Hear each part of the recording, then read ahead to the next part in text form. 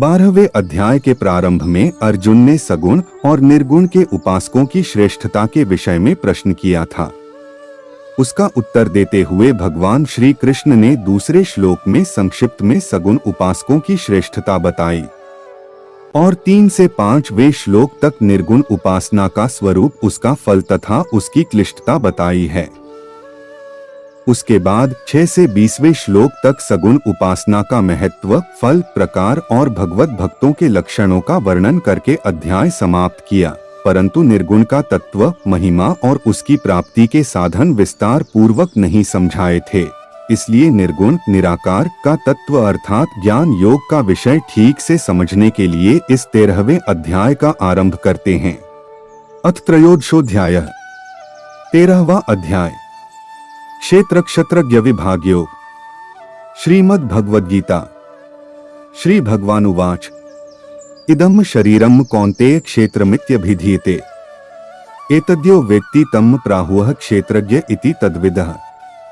श्री भगवान बोले, हे अर्जुन, यह शरीर क्षेत्र इस नाम से कहा जाता है और इसको जो जानता है उसको क्षेत्रज्ञ इस नाम से उनके तत्व को जानने वाले ज्ञानी जन कहते हैं। क्षेत्रज्ञं चापि माम विद्धि सर्वक्षेत्रेषु भारत, क्षेत्र क्षेत्रज्ञोर ज्ञानम यत्तज्ज्ञानम मतम मम। हे अर्जुन, तू सब क्षेत्रों में क्षेत्रज्ञ अर्थात जीवात्मा भी मुझे ही जान, और क्षेत्र क्षेत्रज्ञ को अर्थात विकार सहित प्रकृति का और पुरुष का जो तत्व से जानना है वह ज्ञान है, ऐसा मेरा मत है। तत्क्षेत्रम यच्च यादवक्च यद्विकारी यतश्च यत् सच यो यत् प्रभावश्च तत्समासेन में श्रेणु। वह क्षेत्र जो और जैसा है तथा जिन विकारों वाला है और जिस कारण से जो हुआ है, तथा क्षेत्रज्ञ भी जो और जिस प्रभाव वाला है, वह सब संक्षेप में मुझसे सुन। ऋषिभिर्बहुधा गीतम् छन्दोभिर्विविधैः पृथक् ब्रह्मा सूत्रपदैश्चैव हेतुमद्भिर्विनिश्चितैः।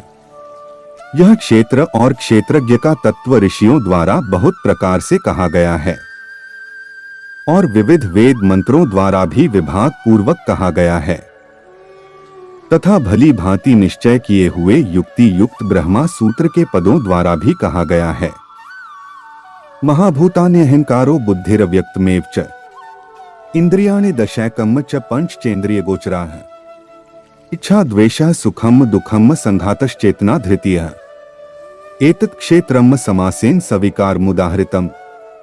5 महाभूत, अहंकार, बुद्धि और मूल प्रकृति भी तथा 10 इंद्रियां, 1 मन और 5 इंद्रियों के विषय अर्थात शब्द, स्पर्श, रूप, रस और गंध तथा इच्छा, द्वेष, सुख दुख, स्थूल देह का पिंड, चेतना और धृति, इस प्रकार विकारों के सहित यह क्षेत्र संक्षेप से कहा गया। अमानित्वदम्भित्वम हिंसा क्षान्तिरार्जवम् आचार्योपासनम् शौचम् स्थैर्यमात्म विनिग्रहः इंद्रियार्थेषु वैराग्यमनहंकार एव च जन्म मृत्यु जरा व्याधि दुःख दोषानुदर्शनम् असक्तिरन्भिष्वङ्गः पुत्रदारगृहादिषु नित्यम् च समचित्तत्वमिष्टानिष्टोपत्तिषु मयि चानन्ययोगेन भक्तिरव्यभिचारिणी विविक्त देश सेवित्वमृतिर्जन संसदि अध्यात्म ज्ञान नित्यत्वम तत्व ज्ञानार्थ दर्शनम एतज ज्ञानमिति प्रोक्तम ज्ञानम यत्तोन्यथा।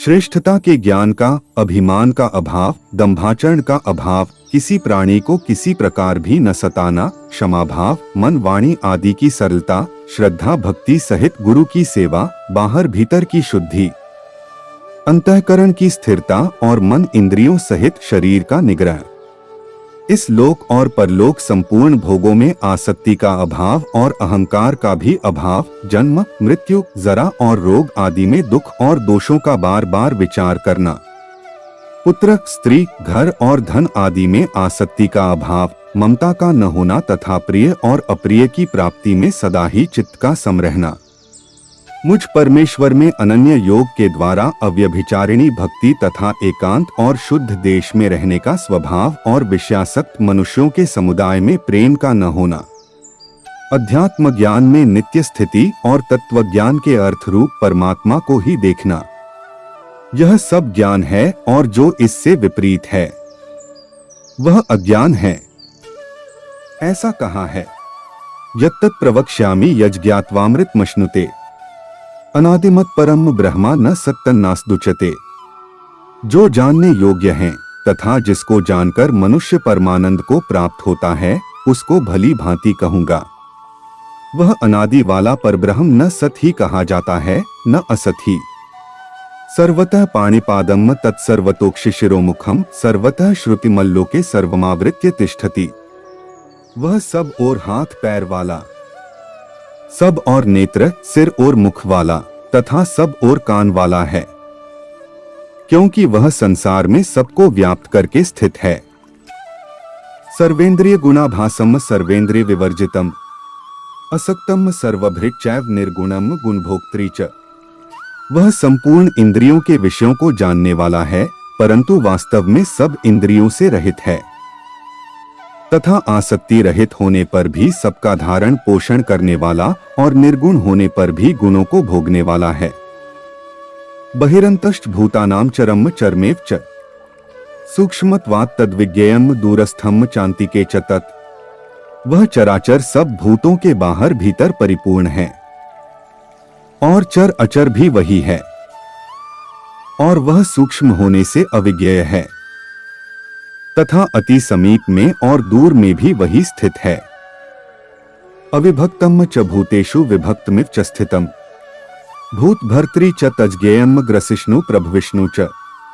वह परमात्मा विभाग रहित एक रूप से आकाश के सदृश परिपूर्ण होने पर भी चराचर संपूर्ण भूतों में विभक्त सा स्थित प्रतीत होता है तथा वह जानने योग्य परमात्मा के विष्णु रूप से भूतों को धारण पोषण करने वाला और रुद्र रूप से संहार करने वाला तथा ब्रह्मा रूप से सबको उत्पन्न करने वाला है। ज्योतिषांपि तज्ज्योतिस्तमसः परमुच्यते ज्ञानम ज्ञेयम ज्ञानगम्यम हृदि सर्वस्य विष्ठितम। वह परब्रह्म ज्योतियों का भी ज्योति और माया से अत्यंत परे कहा जाता है। वह परमात्मा बोध स्वरूप जानने के योग्य तथा तत्वज्ञान से प्राप्त करने योग्य है और सबके हृदय में विशेष रूप से स्थित है। इति क्षेत्रम तथा ज्ञानम ज्ञेय चोक्तम समासतः मद्भक्त एतद्विज्ञाय मद्भावायोपपद्यते।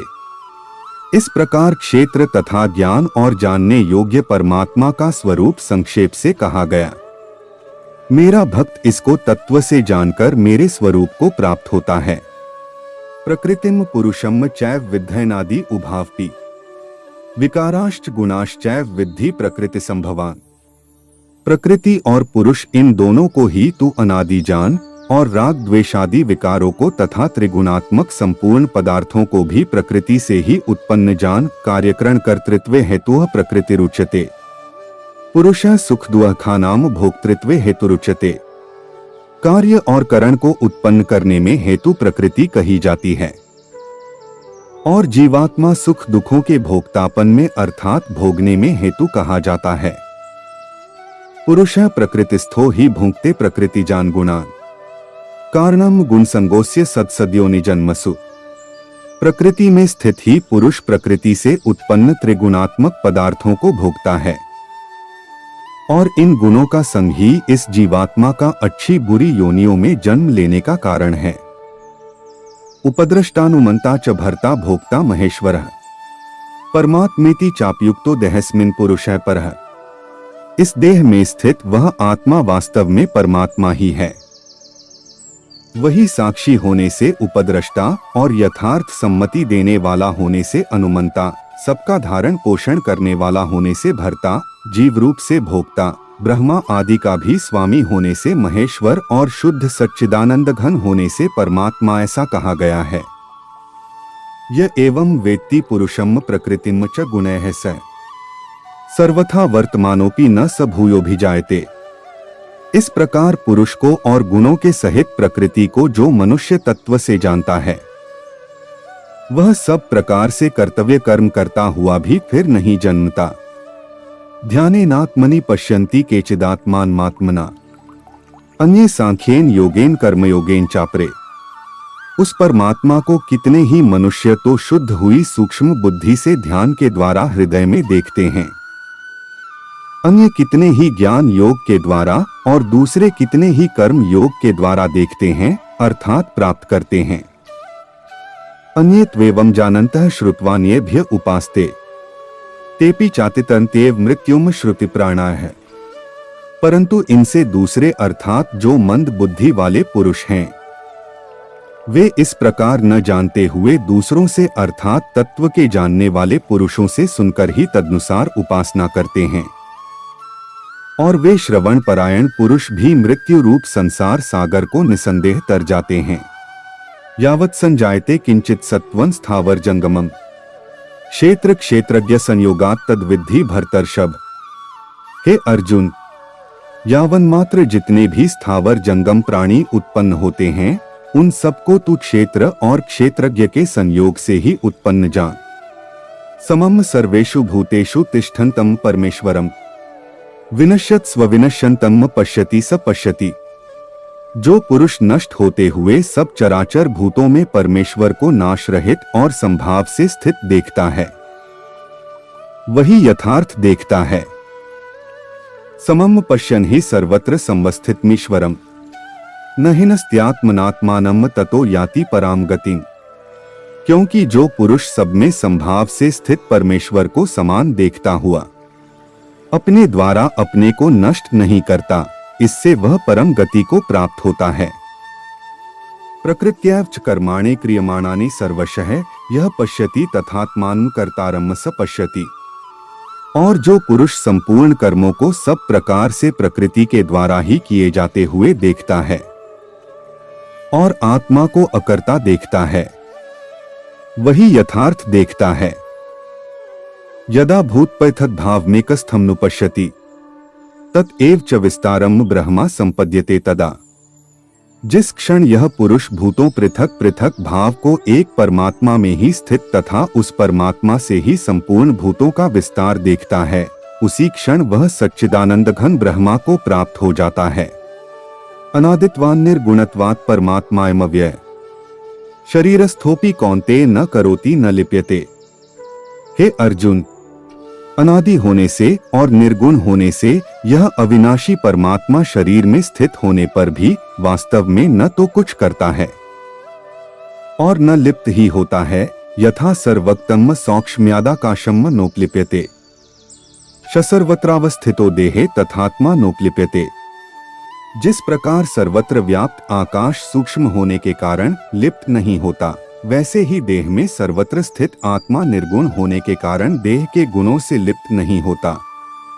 यथा प्रकाशत्येकः कृत्स्नम् लोकमिमम् रविः क्षेत्रम क्षेत्री तथा कृत्स्नम् प्रकाशति भारत। हे अर्जुन, जिस प्रकार एक ही सूर्य इस संपूर्ण ब्रह्मांड को प्रकाशित करता है, उसी प्रकार एक ही आत्मा संपूर्ण क्षेत्र को प्रकाशित करता है। क्षेत्र क्षेत्रज्ञयोरेव मंतरम ज्ञानचक्षुषा भूत प्रकृति मोक्षम च ये विदुर्यान्ति ते परम। इस प्रकार क्षेत्र और क्षेत्रज्ञ के भेद को तथा कार्य सहित प्रकृति से मुक्त होने का जो पुरुष ज्ञान नेत्रों द्वारा तत्व से जानते हैं, वे महात्मा जन परब्रह्म परमात्मा को प्राप्त होते हैं। ओम तत्सदिति श्रीमद् भगवद गीतासूपनिषत्सु ब्रह्म विद्यायाम योग शास्त्रे श्री कृष्णार्जुन संवाद क्षेत्र क्षेत्रज्ञ विभाग योगो नाम त्रयोदशोऽध्यायः। इस प्रकार उपनिषद ब्रह्म विद्या तथा योग शास्त्र रूप श्रीमद् भगवद गीता के श्री कृष्ण अर्जुन संवाद में क्षेत्र क्षेत्रज्ञ विभाग योग नामक 13वां अध्याय संपूर्ण हुआ। यदि आपको हमारे वीडियो पसंद आते हैं तो कृपया हमारे चैनल को लाइक शेयर और सब्सक्राइब करें। धन्यवाद।